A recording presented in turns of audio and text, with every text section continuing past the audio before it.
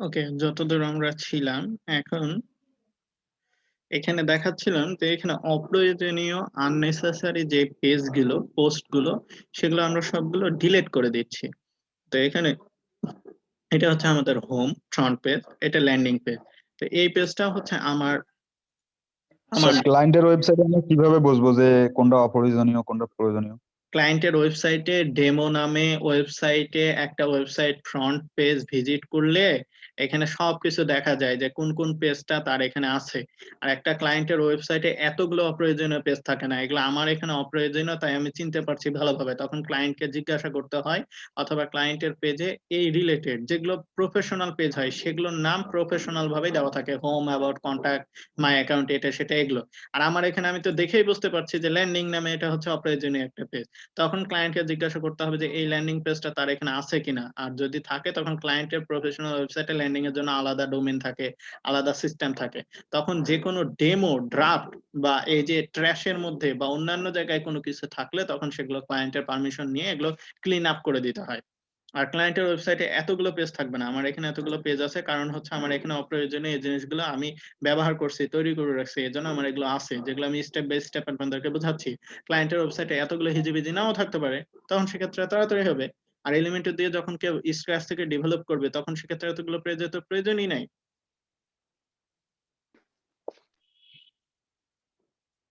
এটা হচ্ছে আমার ল্যান্ডিং পেজ। এইজন্য আমি কি করছি, আমি এখান থেকে এই ল্যান্ডিং পেজটাকে ট্র্যাশ করে দিচ্ছি। ট্র্যাশ করে ডিলিট করে দিলাম। তাহলে আমার এখানে সম্পূর্ণ জিনিসটাই আমি এই যে এভাবে ডিলিট করে এটাকে নাই করে দিলাম। এবার আমার এখানে আশা করি পেজের মধ্যে এই যে একটা ড্রাফট, তার প্রাইভেসি পলিসি, এটাকেও ড্রাফট করে দিলাম। আর মাই অ্যাকাউন্ট দুটো আছে তো এটাকেও ডিলিট করে দিলাম। সার্ভিস পেজ, এটা ভিউ করে দেখি। এই যে এটা হচ্ছে অপ্রয়োজনীয় পেজ, তো এটাকে ডিলিট করে দিলাম। তো আমার এখানে পেজ মানে ফাঁকা, দেখতেই পাচ্ছি এখানে খুব ডিজাইন নাই, কোনো কিছু নাই। তো এগুলো তখন দেখে দেখে ক্লায়েন্টকে জিজ্ঞাসা করে সে অনুযায়ী এগুলোকে বলে নিতে হবে যে সব পেজে এটার কোনো কাজ নাই, তো এটাকে আমি ডিলিট করে দিচ্ছি। তো এরকম ডুপ্লিকেট পেজ থাকতেও পারে। তখন সেক্ষেত্রে আমি তো দেখাই দিচ্ছি কিভাবে এগুলো আপনাদেরকে বুঝতে হবে, এভাবে দেখতে হবে, ডিজাইন দেখতে হবে। দেখে তখন সে অনুযায়ী আপনাদেরকে করে নিতে হবে। তো এই টেস্ট পেজ, এটা হচ্ছে কোনো কাজের নাই, এটাকে ডিলিট করে দিলাম। এটাও দেখি, এই টেস্টেরও কোনো কাজ নাই, এটাকেও ডিলিট করে দিলাম। তাহলে আমার এখানে 17টা পেজ আমি ডিলিট করে দিলাম, এই 7টা আমার প্রয়োজনীয় পেজ। এবার জিটি ম্যাট্রিক্সে যে আমি আরেকবার রান করে দেখবো।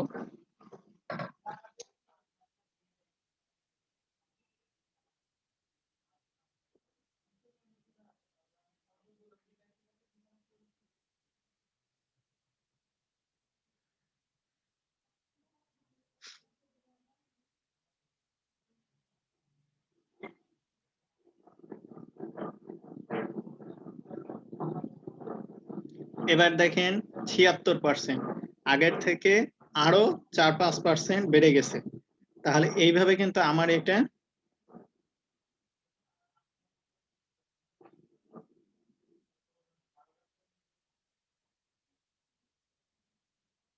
আমার এখানে এটা দেখতে পাচ্ছি যে আগের থেকে 76%, তার মানে বেড়ে গেছে 76%। এই স্ট্রাকচারও 90% হয়ে গেছে, তার মানে এখন আমার এটা যথেষ্ট পরিমাণ ফাস্ট। 76% তার মানে 80-র কাছাকাছি ধরতে পারি। 80% তার মানে এটা যথেষ্ট পরিমাণ ফাস্ট হয়ে গেছে। এবার আমাকে খেয়াল করতে হবে যে ওয়েবসাইটের কিছু অতিরিক্ত আর কোনো কিছু আছে কিনা। পেজ পোস্ট দেখে ফেলছি, এবার মিডিয়ার ভিতরে যাই। মিডিয়ার ভিতরে যে আমরা এখানে যতগুলো আমাদের এই যে দেখতেছি, এই যে যত ছবি, সবগুলোই আমাদের এখানে জায়গা দখল করে আছে। তো যত ছবি তত জায়গা দখল, যত ছবি তত বেশি কিলোবাইট জায়গা ওয়েবসাইটে দখল করবে। তখন সেক্ষেত্রে এগুলোকে আমাদের ডিলিট করে দিতে হবে। এগুলো আমাদের ডবল ডবল জিনিস যাতে না থাকে, এই জিনিসগুলো আমাদেরকে খেয়াল করতে হবে। তো আমরা প্রথমেই এটাকে সিলেক্ট করব। এখানে আমরা এটাকে সিলেক্ট করলাম। এবার কন্ট্রোল ধরে এই সেম জিনিস যেগুলো যেগুলো আছে, যে এটা আছে, এটাকে ধরলাম।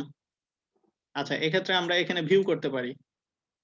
আচ্ছা, এভাবে ভিউ করে হবে না, এখানে মনে হয় এভাবে সিলেক্টও করা যায় না, আল্লাহই জানে। তো এটাকে সিলেক্ট করে শিফট ধরে হবে, ভিতরে তো ঢুকে যাচ্ছে। ডিলিট পার্মানেন্টলি দিলাম, দিয়ে ডিলিট করে দিলাম। মানে এই যে দেখতেছি এগুলো কিন্তু কোনো কিছু নাই, এগুলো খামোখা জায়গা দখল করে আছে। তো এখান থেকে ডিলিট পার্মানেন্টলি দিয়ে দিলাম। আমি এখান থেকে এগুলোকে ক্লিন করে দেবো এখন। এবার এই যে এটা আর এটা, এই দুইটা পাতা আমার এখানে আছে, এই লোগোটা আছে, এই গেট এটা আছে, প্লে স্টোরের এটা আছে, তাহলে এই লোগোটা আছে। এই যে এই গেট এটা ডুপ্লিকেট না, এই যে এটা ডুপ্লিকেট, এটা তাহলে এটাকে ধরে ডিলিট। এই যে এটা হচ্ছে, এইগুলো ডুপ্লিকেট, তাহলে এগুলোকে ধরে ডিলিট, এগুলোকে ধরে ডিলিট, তারপর এগুলোকে ধরে ডিলিট। তাহলে এইরকম অপ্রয়োজনীয় এইখানে আমার যেগুলো মানে ধরে আছে, আমার এগুলোকে অপ্রয়োজনীয় ভাবে যেগুলো এখানে ধরে আছে, যেগুলো কোনো প্রয়োজন নাই, যেগুলো এখানে লোড নেয় নাই, সেগুলো আমি এখান থেকে ডিলিট করে দিচ্ছি।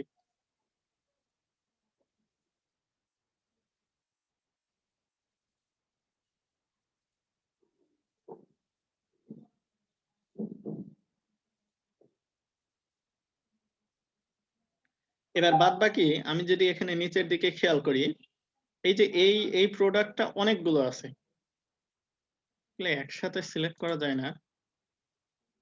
বাল্ক অ্যাকশন থেকে বাল্ক অ্যাকশন, হ্যাঁ এবার যাবে মনে হয়। এবার এখান থেকে এটা দিলাম, এটা দিলাম, এটা, এগুলো মানে আমার যেগুলো ডুপ্লিকেট জিনিস এগুলোকে আমি ডিলিট করে দিচ্ছি। এই যে এইভাবে, এই যে এগুলো আমার আগের, আমি তো বুঝতেই পারছি এটা আমার ল্যান্ডিং পেজের, এখান থেকে এগুলোকে ডিলিট করে দিলাম। এগুলো আমার প্রয়োজন নাই, এগুলো আমি ডিলিট করে দিচ্ছি। তাহলে আমার জায়গাটা কি হয়ে যাবে? খালি হয়ে যাবে।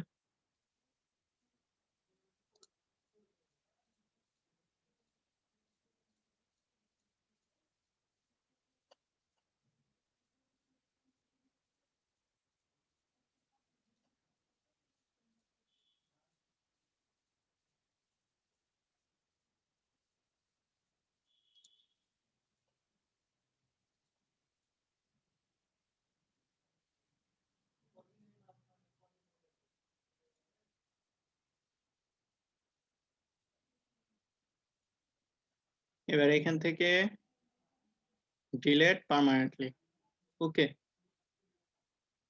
সবই মনে হয় মেরে দিছি। দিছি, হ্যাঁ। এবার উপরের দিক থেকে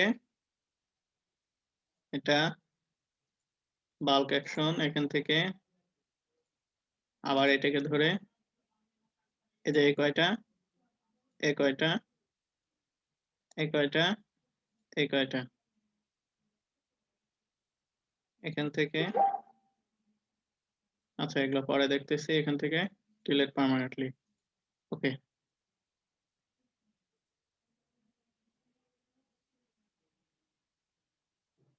কি ব্যাপার, ডিলিট করতেছি তাও আসতেছে। ড্যাশবোর্ড, ড্যাশবোর্ড থেকে মিডিয়া, এবার দেখি।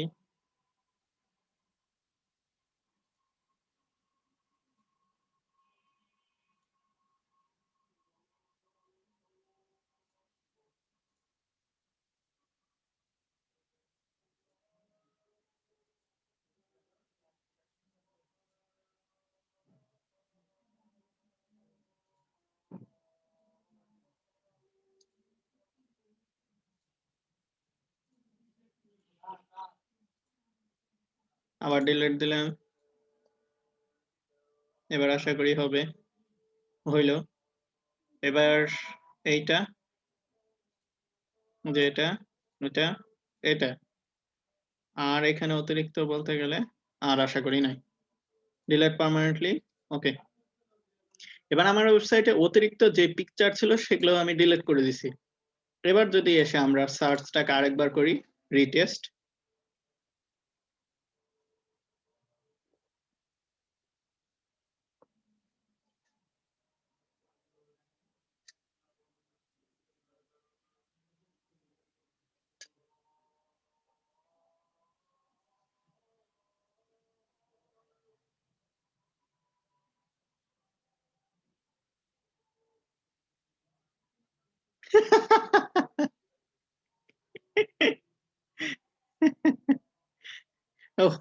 ওয়েবসাইট পাগলা হয়ে গেছে না?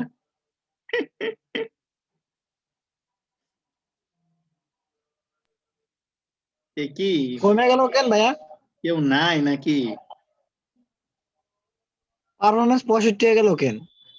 ওটাই তো বলছি, পাগলা হয়ে গেছে। আরো বাড়বে না তো আরো কমে গেছে না?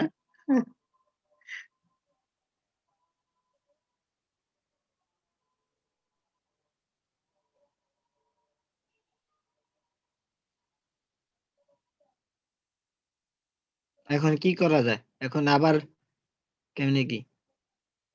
আরে পাগলা ছেলে, ওটা এমনি দেখাচ্ছে, অবশ্যই কাজ হয়েছে। কাজ না হলে কি এমনি হবে? এটা আসলে বিষয়টা হচ্ছে, অনেক সময় এই জিনিসগুলো এরকম দেখায়, এটা নিয়ে দুশ্চিন্তার কোনো কারণ নেই। এটা নিয়ে মানে চিন্তিত হওয়ার কোনো কারণ নেই। আমরা এই ওয়েবসাইটে সমস্ত জিনিসগুলো আমরা এপ্লাই করে ফেলছি, সবকিছু ঠিকঠাক আছে। এবার আমরা এখান থেকে আরেকবার অ্যানালাইজ করব। এটা নেট ইস্যুর কারণে ভ্যারি করতেই পারে। আর ওয়েবসাইটে এতগুলো পিকচার ক্লিয়ার করে দেওয়ার পর, ডিলিট করে দেওয়ার পরও যদি ওয়েবসাইটের মানে না হয়, স্পিড ভালো না হয়, তাহলে এটা মানে হাস্যকর না? এতগুলো পিকচার ছিল, ডিলিট করে দিচ্ছি, তারপরেও বলে ওয়েবসাইটে স্পিড অপটিমাইজ হবে না। এটা কোনো কথা হইলো? এটা তো হাস্যকর বিষয়। ওকে, এবার আবার দেখেন, সেটাই আবার দেখাচ্ছে 74%। তার মানে কি বোঝা গেল? এটা ভ্যারি করে। এটা ভ্যারি করে। এটা নিয়ে চিন্তিত হওয়ার কিছু নাই। আপনাকে শুধুমাত্র দেখতে হবে বেস্ট রেজাল্ট কোনটা হচ্ছে আর কাজ হচ্ছে কিনা। তাহলে এটা হলো ম্যানুয়াল পদ্ধতিতে। আমরা যেটা দেখলাম এটা হচ্ছে ম্যানুয়াল পদ্ধতিতে এতক্ষণ পর্যন্ত। এগুলো হচ্ছে ম্যানুয়াল পদ্ধতি। এবার এখান থেকে আমরা যাব হচ্ছে প্লাগইনে। এবার যদি প্লাগইন ব্যবহার করতে হয় তখন সেক্ষেত্রে কি হবে? তো সেক্ষেত্রে আমরা এখানে দেখতে হবে হচ্ছে উম স্পিড অপটিমাইজেশন এর জন্য ওই প্লাগইনটার নাম যে কি? প্লাগইনটার ডাব্লিউপি রকেট? না, WP রকেট মকেট সেগুলো তো আছে ফ্রিতে। আরেকটা খুব সুন্দর প্লাগইন আছে, যে প্লাগইনটার নামটা আমি কোন, ডাব্লিউটি টোটাল ক্যাচ? আরে ভাই এগুলো আমি জানি, ওইটা না। আমি যেটা মানে খুঁজছি ওইটা আপনারা জানেনই না। ওটা আমি জানি, ওটা হচ্ছে আলাদা একটা প্লাগইন, ওটা এগুলো নামের মধ্যে না, এগুলো তো আমি জানি। এখন দেখেন, একে একে তখন এই প্লাগইন গুলো আমাদেরকে ব্যবহার করতে হবে। যখন আমরা দেখছি যে আমাদের সমস্ত কমপ্লিট ম্যানুয়াল, আমরা মানে ডিফল্ট পোস্ট ডিলিট করে ফেলছি, ওয়েবসাইটের অন্যান্য হিজিবিজি কন্টেন্ট ডিলিট করে ফেলছি, যেগুলো কাজে নাই, বা ডুপ্লিকেট ইমেজ গুলো ডিলিট করে ফেলছি, এগুলো যখন করে ফেলছি, তখন সেক্ষেত্রে আমাদেরকে ওয়েবসাইটে এসে আমরা কিছু প্লাগইন ব্যবহার করতে পারি। প্লাগইনের মাধ্যমে ওয়েবসাইটটাকে অপটিমাইজ করা যায়। আর প্লাগইনের মাধ্যমে এই জিনিসগুলোকে করা যায়। এখন দেখেন বলতেছে WP অপটিমাইজ, তার মানে কি? Clean, compress and cache, boost your speed performance through caching database. এটা একটা। তারপরে এখানে খেয়াল করেন, এটা একটা। তারপরে আমরা যদি নিচের দিকে যাই, আরো কিছু পাবো, সেটা হচ্ছে স্পিড বুস্টার প্যাক। এটা একটা। কিন্তু এগুলো রিভিউ দেখতে হবে, সবগুলো প্লাগইন ভালো না, ওয়েবসাইটটাকে একবারে এক নিমেষে শেষ করে দিতে পারে। এইটা দেখতেছি একটা স্মাশ, যেটা হচ্ছে 1 মিলিয়ন অ্যাক্টিভ ইনস্টলেশন। তার মানে বোঝা যাচ্ছে এটা একটা খুবই ভালো প্লাগইন। আর 5414 5 স্টার রিভিউ, তার মানে এটা অবশ্যই ভালো। তো ইনস্টল দিলাম। ইনস্টল দিয়ে আমরা এইটাকে একটু ব্যবহার করার চেষ্টা করব।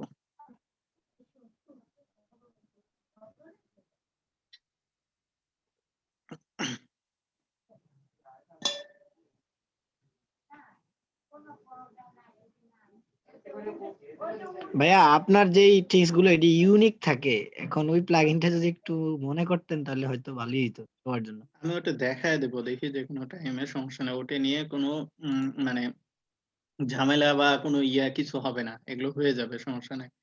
আমি যেটাই দেখাই, যেটাই করি, সেটা হচ্ছে আমার করা টেস্টেড এবং ভালো বিধায় আমি করি। ঠিক আছে? যেগুলো দেখাচ্ছি এগুলো ভালো বিধায় দেখাচ্ছি, সমস্যা নাই।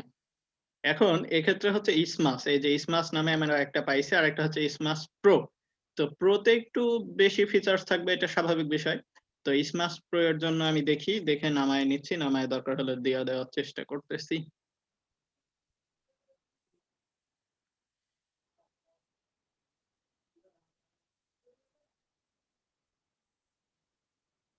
আর এই স্পিড অপটিমাইজেশনটা খুবই ট্রিকি একটা কাজ, এটা খুবই ঝামেলার কাজ। যারা কখনো করছে তাদেরকে জিজ্ঞাসা করেন কেমন ঝামেলার কাজ। আমি এমনি এমনি তো আর আপনাদেরকে দেখাই না, আর আমি নিজেও করি না। কারণ একটা জিনিস, যে কাজটা করে 10টার মধ্যে 2-3টা প্রবলেমই পাবো, বা করতে আমার একবারে জান বের হয়ে যাবে, ওইরকম কাজ না করাই ভালো। এই ওয়েবসাইটটা হচ্ছে সিম্পল, বা ভালো লাগতেছে, খুব সহজে হচ্ছে। আবার এমনও ওয়েবসাইট আছে যে জায়গাতে ২-৫০ টা প্রোডাক্ট আছে, WooCommerce ফাংশনালিটি আছে, হাজার, হাজার প্লাগইন আছে, তখন সেক্ষেত্রে কি করবেন? তখন সেক্ষেত্রে জান বের হয়ে যাবে এগুলো স্পিড অপটিমাইজ করতে। তো আমরা এখন এখান থেকে প্লাগইন থেকে এড নিউ এ ক্লিক করব। ক্লিক করে নতুন প্লাগইনটাকে এড করে দিব। প্রোটাকে এড করে দিব। আমি আপলোড দিলাম, চুজ ফাইল। চুজ ফাইল দেওয়ার পরে এই যে স্মার্ট প্রো, এটাকে ওপেন, ইনস্টল নাও। ও আল্লাহ! এখন পর্যন্ত কেমন লাগছে স্পিড অপটিমাইজেশন? জি ভাইয়া ভালো। ভালো লাগতো ওই সময় যখন ইমেজ গুলা ছবি আপনি কাইটা দিয়ে ওটার হয়ে গেছে, মাথা ঘুরিয়ে গেছে। ওটা কোনো কিছু না, ওটা সমস্যা না। আচ্ছা এই যে স্মাশ প্রো দিয়ে দিছি। এই যে প্রো। তাহলে এখন আমাদের এখানে এই যে প্রো চলে আসছে। ক্লিক করব। ক্লিক করার পর এর ড্যাশবোর্ডে নিয়ে আসলো। এই যে ড্যাশবোর্ড। এখন বলতেছে হে সাদাত হোসেন সজীব, ঠিক আছে, খুবই ভালো। বিগিন সেটআপ, চলো। এবার বলতেছে অটোমেটিক্যালি অপটিমাইজ নিউ আপলোডস। তার মানে আপনি নতুন যদি কোনো আপলোড করেন, যে কোনো ফাইল, পিকচার, পোস্ট, তাহলে এগুলো কি অটোমেটিক্যালি সে অপটিমাইজ করে নিবে। তা আমি বললাম খুবই ভালো, অন করে দিলাম। দিয়ে next. Enable enhance multipurpose lossy compression, মানে যে কোনো ধরনের লুজি কম্প্রেশন খুবই খারাপ অবস্থায় যেগুলো থাকবে সেগুলোকে সুন্দর করে তারা অপটিমাইজ করে দিবে। নেক্সট দিলাম। এবার বলছে স্ট্রিপ ইমেজেস মেটা ডাটা, মানে ইমেজের ক্ষেত্রে ইমেজের এসইও ফ্রেন্ডলি করার জন্য মেটা ডাটা গুলো এগুলো তারা ঠিক করে দিবে। নেক্সট।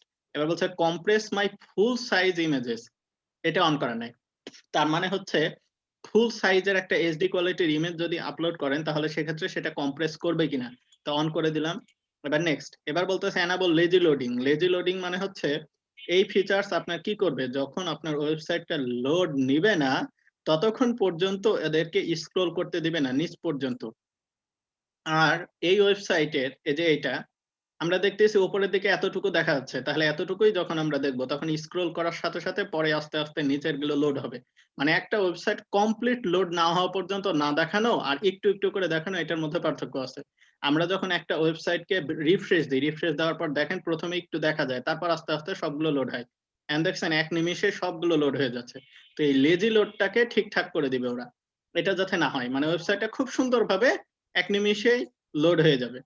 এবার এনাবল করলাম। এবার বলতেছে ইউজ ডাটা, তার মানে হচ্ছে এই ডাটা ট্র্যাকিং, পার্সোনালাইজ ডাটা, এখানে যত কিছু আছে সবকিছুকে তারা অন করে দিবে। মানে এটা মানে সাধারণ অবস্থায় এটা অফ থাকে, আর সবকিছুকে তারা এখন অন করে দিবে। তো এটা আপনি অন করে দিতে পারেন। আর ফিনিশ সেটআপ, এবার দেখেন ওরা ইমেজ চেক করছে, মানে যে ইমেজ গুলো ওরা পাবে এই সবকিছুকে চেক করতেছে। এবার দেখেন কি হলো, খুব সুন্দর করে সবকিছু চেক করে নিল। এবার বলতেছে বাল্ক স্মাশ, তার মানে হচ্ছে এখানে 46 অ্যাটাচমেন্ট আছে যেটা স্মাশ করার প্রয়োজন। স্মাশ মানে সেগুলোকে সুন্দর করে অপটিমাইজ করা প্রয়োজন। তাহলে 46টা জিনিস ওরা খুঁজে পাইছে, যেটাকে এই যে ইমেজ, এই যে দেখেন উপরের দিকে লেখা আছে ক্লিক বাল্ক স্মাশ, মানে তুমি বাল্ক স্মাশে ক্লিক করো তাহলে এই স্মাশের মাধ্যমে কম্প্রেস দ্য ইমেজেস, মানে যতগুলো ইমেজ আছে সবগুলোকে কি করবে, কম্প্রেস করবে। তাহলে এখন আমরা এটাকে এই বাল্ক স্ম্যাশে ক্লিক করব। তাহলে এখন দেখেন একে একে এই যে ঘুরতেছে 0%, তার মানে এখন একে একে ওই 46টা ইমেজকে সুন্দর করে সে কম্প্রেস করে দিবে। তাহলে এখন কিন্তু আমাদেরকে ম্যানুয়ালি আর করতে হচ্ছে না, কারণ আমরা ইমেজ কিন্তু এখন ম্যানুয়ালি কম্প্রেস করতে পারবো না। তখন সেক্ষেত্রে এই প্লাগইনের মাধ্যমে সুন্দর করে সে একে একে সবকিছু কম্প্রেস করে দিবে। দেখি কি করে।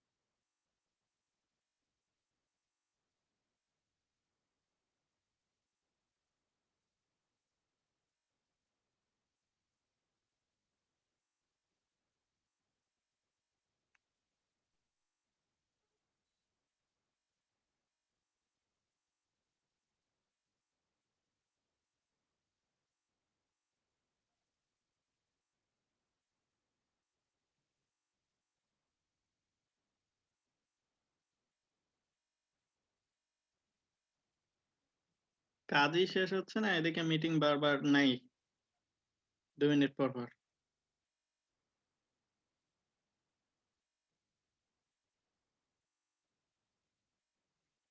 ক্লাসে আজকে মনে হচ্ছে একা একাই ক্লাস করতেছি, এস সর্বনাশ, এই অবস্থা কেন? সবগুলো গেল কই?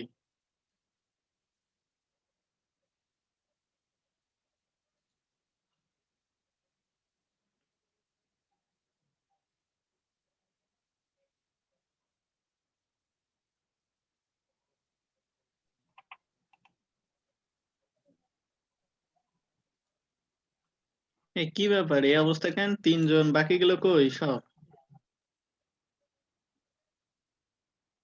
ওনারাই ভালো জানে ভাইয়া, প্রথমে প্রথমে তো 7 জন 8 জন ছিল, তারপর সব বের হয়ে গেল কেন? তাই তো বলতেছি, কি হলো সব?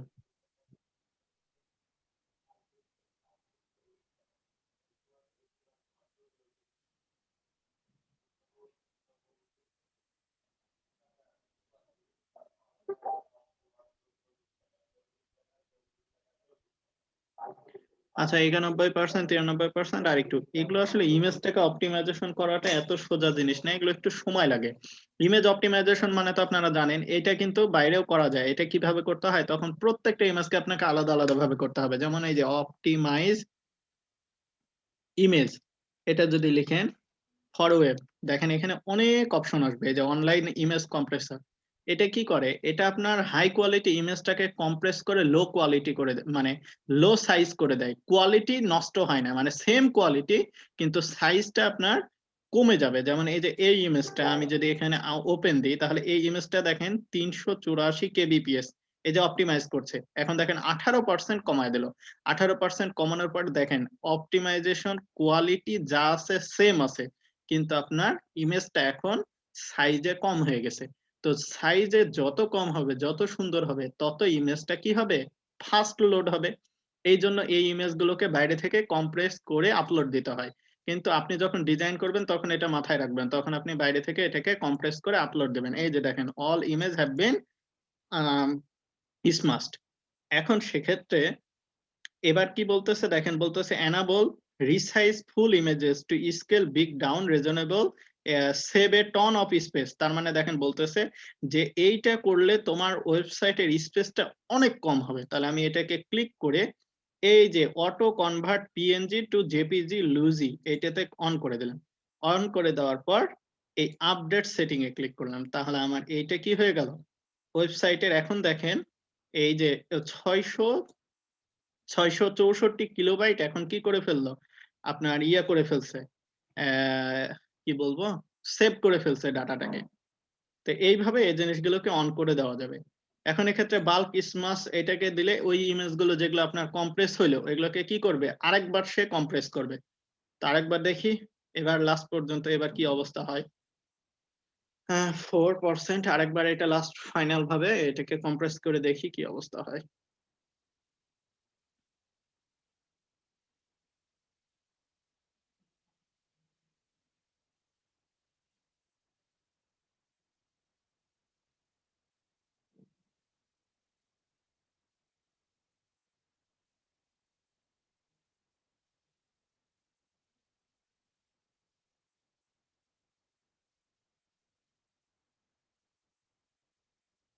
আরে ওরে বাবা, একটু তাড়াতাড়ি।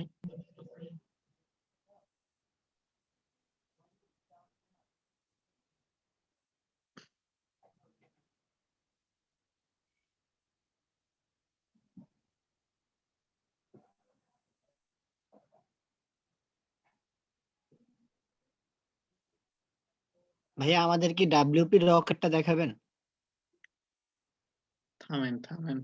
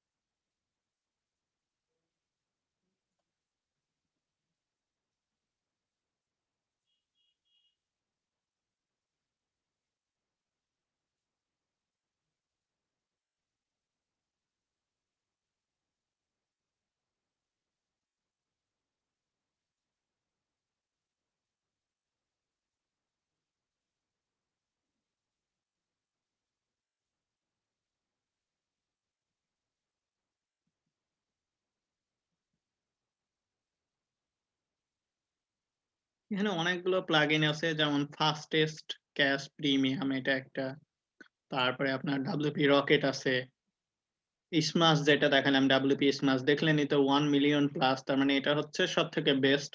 WP রকেট আছে। এছাড়া আরেকটা কি যেন বলছিলেন আপনি আজিজ সাহেব? W3 টোটাল ক্যাচে। ক্যাচে না? ক্যাশ এইটাও দিলাম। ঠিক আছে।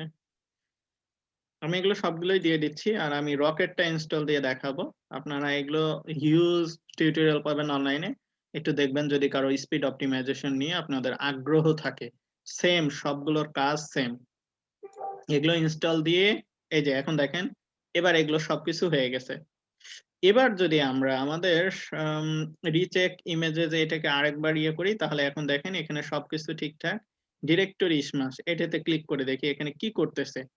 এখন ইন্টিগ্রেশনের ভিতরে ক্লিক করলে এখানে মূলত আসলে অন্যান্য যদি গুটেনবার্গ থাকে বা WP বেকারি থাকে বা অন্যান্য সবকিছু থাকে, তাহলে এগুলোকে সে অন করে এটাকে ইন্টিগ্রেট করবে। লেজি লোডকে তো আমরা আগেই অন করে দিছি, এটা সবকিছু ঠিকঠাক, এই যে সবকিছু অন করে দিয়েছি। এবার আমরা ড্যাশবোর্ডে একটা যাই, ড্যাশবোর্ডে যাওয়ার পর এবার এটাকে রিটেস্ট দিই, দেখি এবার অবস্থাটা কি হয়।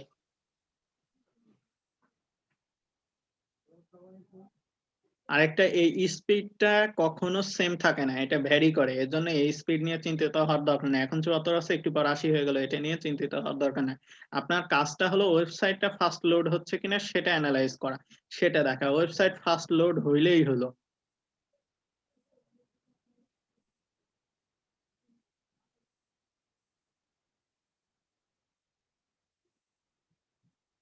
এখন দেখেন পারফরমেন্স দেখাচ্ছে হচ্ছে 60%, তার মানে এর থেকে আরেকটু কমে গেছে।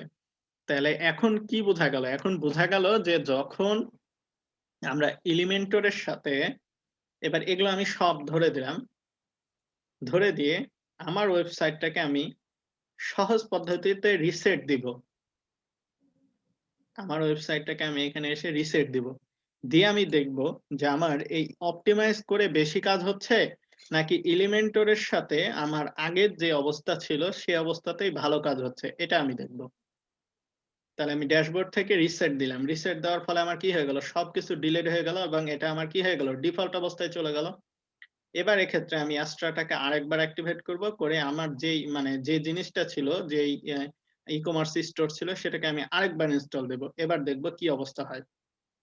তাহলে আমরা একটা কম্পারিজন বুঝতে পারবো। আমি এর জন্যই বারবার বলি যে এলিমেন্টরে যদি কাস্টম ভাবে তৈরি করেন তো সেক্ষেত্রে কোনো স্পিড অপটিমাইজেশন লাগে না। আমরা আজ পর্যন্ত কোনোদিন স্পিড অপটিমাইজেশনের কাজ আমি ক্লায়েন্টকে করে দিইনি এলিমেন্টরের মাধ্যমে। শুধুমাত্র এই স্ম্যাশ প্রো এটা সেটা একটু টুকিটাকি দিয়ে দিলেই হয়। এবারে কোনো স্পিড অপটিমাইজেশন লাগে না, কারণ এলিমেন্টর অটোমেটিক্যালি ফাস্ট। এলিমেন্টর দিয়ে আমরা কোনো পেজ করলে, ল্যান্ডিং পেজ করলে এগুলো অটোমেটিক্যালি ফাস্ট হয়।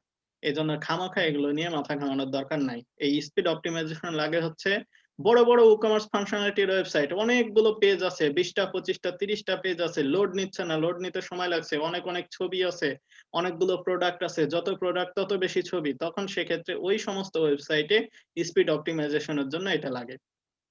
আমি কি বুঝাতে পারছি? জি ভাইয়া। এবার দেখি সেম জিনিসটাকে আমি ইম্পোর্ট করব, ইম্পোর্ট করার পর এবার চেক করে দেখব যে আমার তো বারবার ডাউন হচ্ছে, এবার দেখি যে এইটার কি অবস্থা হয়। আল্লাহ,